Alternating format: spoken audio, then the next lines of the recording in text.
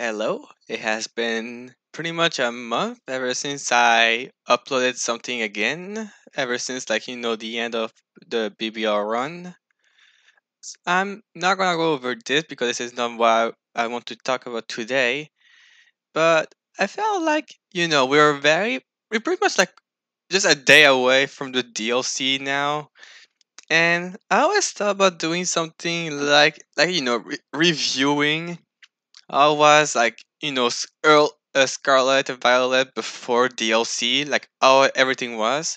But I didn't think of just reviewing how it was as a whole. Like I'm thinking of I wanted to talk like if you even go back before the game were even released, and just it's nothing like big to talk about. I just wanted to talk for fun to go back on everything we thought. I mean, not everything, but at least what I can take of. Because every time in early release, even before release, we're all every always speculating on the new Pokemon that are revealed at least with and how we think they're gonna be, also the mechanic and whatever. And of course, everything is just it's just theory crafting. Like even if we think of like this Pokemon is good, but then we see there's a Pokemon that wasn't revealed before the game's released, and everything changed. An example would be like if we all thought set item would be good, but in the end, but then we discovered great talk, something terrible example from my part, but I'm just trying to think of my head because I'm not doing script or anything, just doing free talks. And yeah, I wanted to share my opinion on everything that we thought before the release, and then what actually happened when we got our hands on the game and so forth. So yes, if there's anything that I didn't talk about or feel like I didn't talk enough, well, you can let me know. That will be just fine. So let's get down to it then. So I guess the first point we can talk about is terrestrialization. Since nowadays you have a lack of busted user like Dragonite or Excalibur or whatnot. But I remember like always like one mechanic was revealed that you were able to change your Pokemon's type to a new one. Like from what I remember, I think like the most popular Pokemon we heard to be hyped up by terrestrialization was like Tyranitar, because everyone was talking about, oh, but then Titar can finally share this rock dark typing that has so many weaknesses. It can be just threatening, like with dragon offensive dragon dance or choice band or whatever. And then that you see that Titar itself, I mean, yeah, it's you are now, but like a few weeks ago it was even RU. So yeah, pretty crazy how we think that we all thought about Tyranitar will be amazing with it, but again, it was just like we thought about it. It didn't mean it would be happening, but that's pretty much what I want to talk about.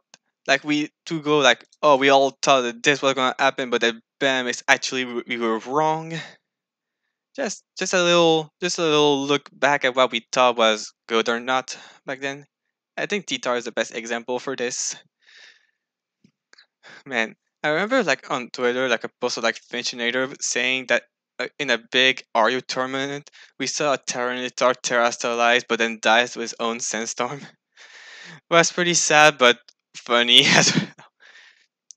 But yeah, beside that for Terra, I don't really have other Pokemon on my head that I thought about the mechanic as a whole when we thought it was released and what it could do. At least not anyone that are relevant from before or that I tried to look by searching because I didn't think of any other beside Titar by head. Maybe like the evolution like Jolteon, to get improved coverage. But yeah, but then the mechanic was more like, explored and everything. and like Pokemon that entirely relies on Terra or harder to use a Pokemon that can still works without it, and just it's just a nice little bonus that at one point you can just beat Terra. But then you have the the one example that said opposite with this, so like Regieleki, yeah, it needs Terra, but boy, it's like it's so strong. Like it's fine if you use your Terra on this. It's just amazing. And then it just got banned on like day one or something when Pokemon Home released. But yeah. And then if I were to talk about the mechanic, well, at least what I think of the mechanic right now, pretty much divide on how it is.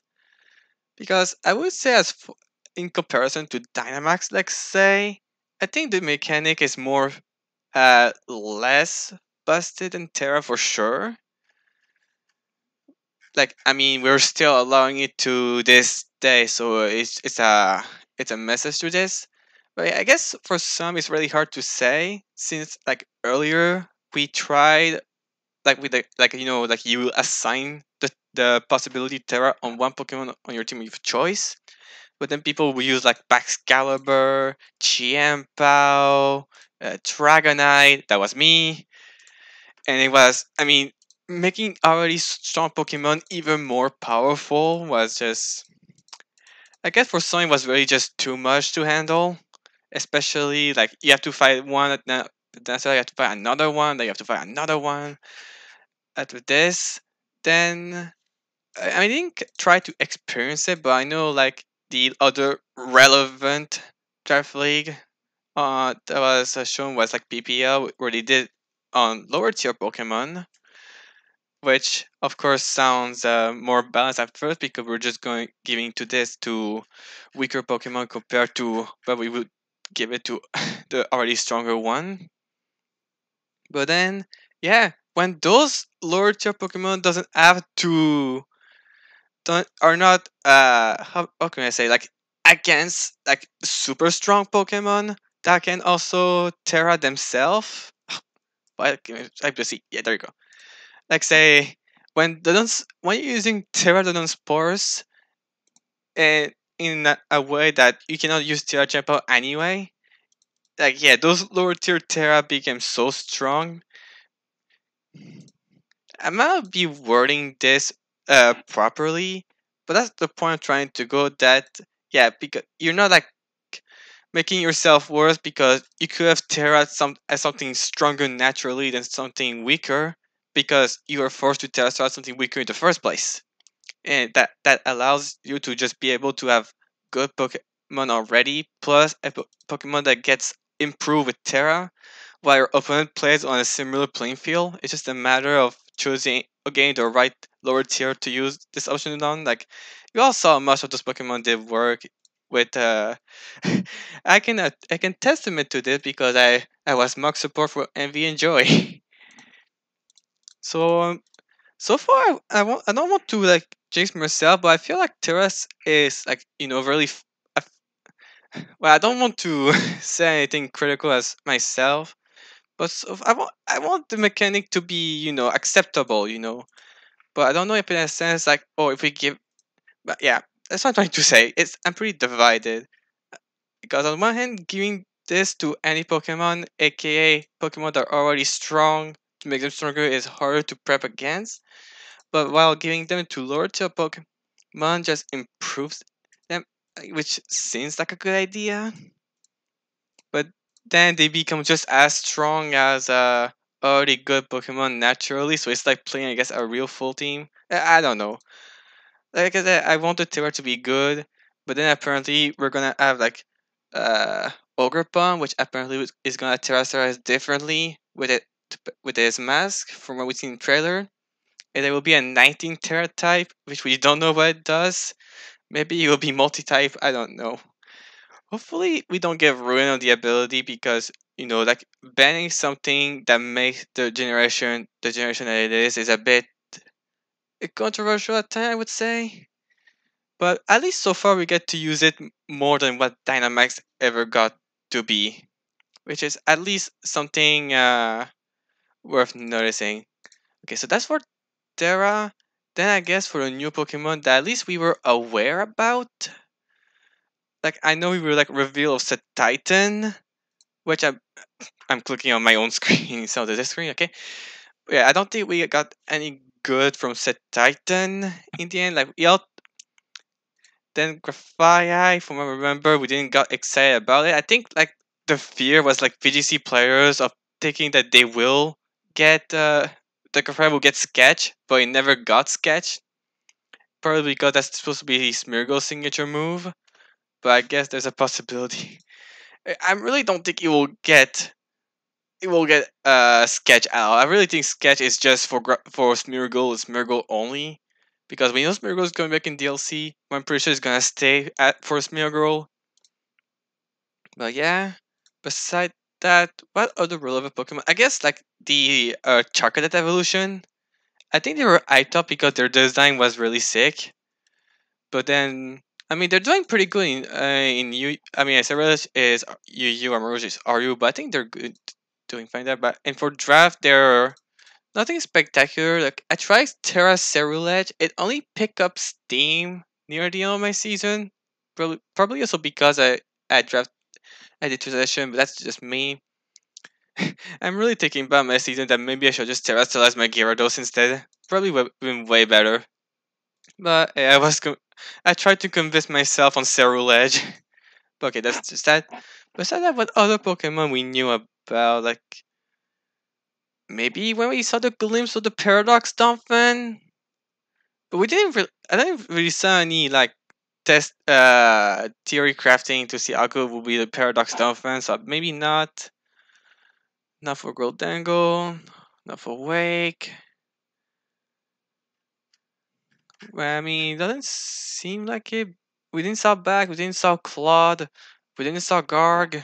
We didn't saw the Paradox. We didn't saw King Gambit either. Who knew giving an evolution to a Pokemon was already good before was a good idea? Not Maushold, not the Paradox, not Tinkaton. That's another Pokemon that was not revealed yet. I would say, well, yeah, I think all the Pokemon that we saw in trailers before the game's release were like just decent lower tier and not like really OU. I mean, yes, they were using OU a bunch of time, but not really OU material. If what I say is real, I lost of word again. Silly me. Then I guess with Terra, the Pokemon then brings us then to the home metagame. Like a big jump. I mean, I guess even before home, like Scarlet and Violet was about to get, the treatment of like awful timer and just be abandoned on Wi-Fi. But then we got the rule set. Really, I think it has already been talked about before, so I don't really need to bring that up again. But basically, long story short, we were able to play much better on Wi-Fi in that way, and we got many people back that didn't got fancy over what Sword and Shield was, which is of course pretty cool. And then we get to the whole meta game, which added like everything to the likes of like Ursa Luna, which we all thought would be the most terrifying Pokemon to see with his Flamor Terra Normal facades after a Source Dance, which is pretty funny. I think it got discussion for being banned in OU, and now it's UU. Like, it's so funny. Like, we saw it was very strong, but then the more that you look at it, it's just an improved version of how Ursaring was already playing. Like, Ursaring was already stupid strong. It's just that it has problem with defensive purposes because it was normal only normal type, so no resist. The bulk was okay, but more in the sense that I can take a hit before going down. Not that I can switch into attacks. I mean, that's pretty much no longer the case because now I can use Eviolite. Not because of, like just be that super strong Pokemon trying to bust a hole by sacrificing itself, but more like be able to be like just a tanky normal type with very good bulk, allowing him to switch into attacks despite the no resist. And that's pretty much what Ursula is the same. Like, yeah, the ground typing is a benefit, but more just like offensively more than anything to really punish the normal resists. Also, the improved book is also amazing, but again, like Ursa Ring, it's a really good book to take hits. But when you're Gus and you're just killing yourself, you're not gonna surf for long. So this book gets kind of shifted aside. But so like in draft, like people who just prefer to run just either leftovers with like setup move like bulk up or just assault vest to really make use of that bulk while be able to attack multiple times. Because I mean, normal and grunt is still pretty good offensively, but yeah, that's pretty one of funny fallout for Ursaluna. Not to become awful, but that the fact that we thought it would be too strong when available for the main game, which I guess also trains for the same as Walking Wake, where it was almost banned, but then people like it chilled on a little. Even like it also from what I seen being used in draft as well is alright. It's just a strong attacker. But I guess the fact that it requires sun can be awkward sometimes since like I've been thinking about Algo will be sunless wake so that you can just use it without it. So you can just surf since the move is triggered on Idol's team and then you use bump and of course also the rest, standard. But sun really is what makes Walkie Wake brings to its full potential, so harder to use, I guess. And beside that, I guess, yeah, like I said, there was the Regieliki incident. Magirna, we don't need to talk about Magirna. This one is very, very strong. And beside that, yeah, I was kind of hoping I was able to talk a bit more, but because I'm the brain of a bird, I don't really know what much to talk else that could be interesting to go over again, like before. I guess. Uh, yeah, actually. And this is why I don't do YouTube on a daily basis because there are people better than me. I don't say this to bring myself down. I'm just really not used to YouTube. I swear I just upload because I want to play with everyone. I don't want to that's not my goal. I just want to be with friends. Ah. But yeah. I mean I guess sometimes I like to talk like like standard talking because I don't do this often and I want to try to improve at least for this. Because I know some people still like hear me talking when I have no idea when like, that sums up pretty much what I was about to say. I talk not that well, so I have just no idea what to say. But okay, I guess that's all. I guess I have to talk then. Like I pretty much went over what I wanted to go over to talk with. Like how we thought what the game would be like before release, then how the game was on release, and then for the time after, just before the DLC, because DLC will shake a lot, like bringing more Pokemon to the table, existing Pokemon gaining new move because we know there will be more moves to play with. Of course, there will be legendaries that, but yeah, just like a little catch up video because with the DLC coming, aka we're gonna play draft again, aka we're gonna upload those matches again, aka I got a little break before this, so at least a little video before coming back and say, boom, we're back for more draft like I never left. But yeah, I hope. I mean, I hope you're like you know happy to see us back again to try out how the DLC will shake draft and just everything as a whole. And yeah, I can already tell you guys for sure that there will be some upload that I will do. And I have no idea what I would like to use because I'll probably everything new will probably go out before I can even get anything. At least for the main link that I'm gonna play for. But I mean, if that's the case, then we'll try to see if we can get something that was already there but never got to try. And I will simply stop there because I think I said everything I wanted to talk from my mouth. And yeah, I hope that at least early Scarlet and Violet was fine as it is. Like we had some little bumps up and down because of Terra and everything. So hopefully we can improve more until we have a more enjoyable game. Of course, enjoyable in the sense that we don't get screwed over by Axe. But I will simply just talk. Uh, I mean, stop talking because I felt like I was supposed to end this, but I just kept talking again and again. So I will stop there, and we'll just see again for the return of draft for my part. Bye bye, everyone.